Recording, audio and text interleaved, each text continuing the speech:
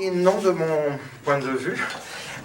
C'est-à-dire que, d'une part, il faut faire attention que cette question-là, qui est très très importante, ne nous empêche pas quand même de réfléchir aux aspects philosophiques, parce que, vue de France, parfois, moi, souvent, j'ai l'impression que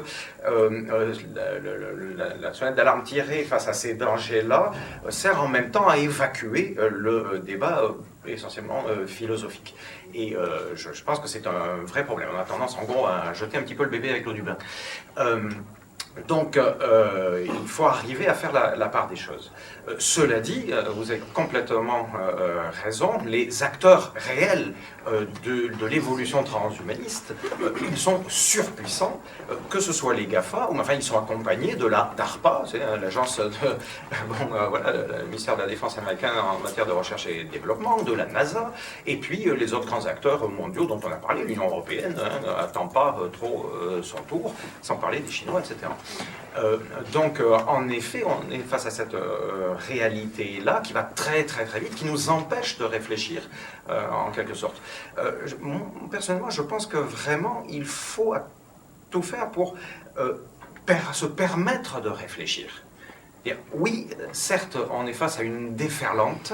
Ce sera très très compliqué, très difficile d'éviter les dérives qu'évoquait Jean-Guilhem, par exemple les risques de disparité énorme, de discrimination, ce que vous voulez. Ce sera assurément très difficile, mais je pense qu'il est tout à fait important d'arriver à lutter sur les deux plans. Et puis, je pense que ce problème-là que vous soulevez, il n'a rien de spécifique au transhumanisme.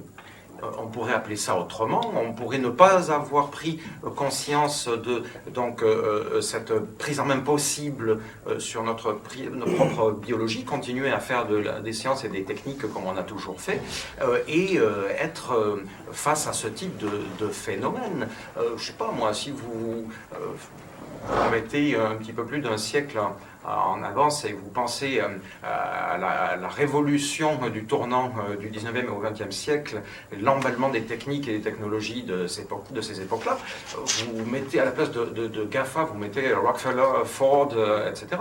Et vous pourriez vous poser les mêmes questions. Faut-il laisser ce capitalisme triomphant nous embarquer à une telle vitesse sur les rails du toboggan des nouvelles techniques et technologies, et est-ce qu'on ne va pas aller vers le crash de 29, quoi, je sais pas.